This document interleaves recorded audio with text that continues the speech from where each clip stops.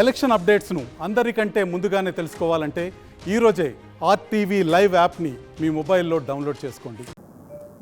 Doctor Nageswararao గారి మీద ఆరోపణలు రావటం అనేది నిజం.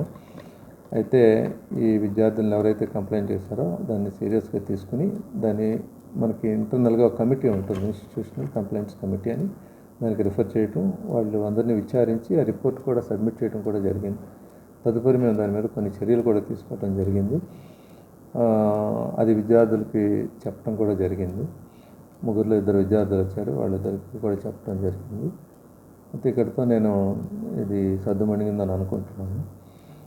ఇదివరకు మీకు ఆరోపిస్తే మీరు చర్యలు తీసుకోలేదని ఏబీవీపీలు ఆరోపిస్తున్నారు.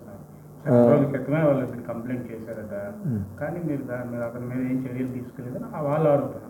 మీరేమంటారు సార్? లేదు, వాళ్ళ మీద చర్యలు తీసుకోవటం, ఆయన మీద చర్య తీసుకోవడం జరిగింది.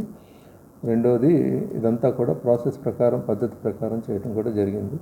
ఎందుకంటే ఇలాంటి ఆరోపణలు వచ్చినప్పుడు కమిటీ ఒకటి ఉంటుంది, ఆ కమిటీ నిర్ణయం మేరకు మనం చర్యలు తీసుకోవడం కూడా జరిగింది. మరిన్ని వీడియోస్ కోసం ఛానల్ ని సబ్స్క్రైబ్ చేయండి, లేటెస్ట్ అప్డేట్స్ కోసం వాట్సాప్ ఛానల్ ని ఫాలో చేయండి, అండ్ లింక్ డిస్క్రిప్షన్ లో ఉంది.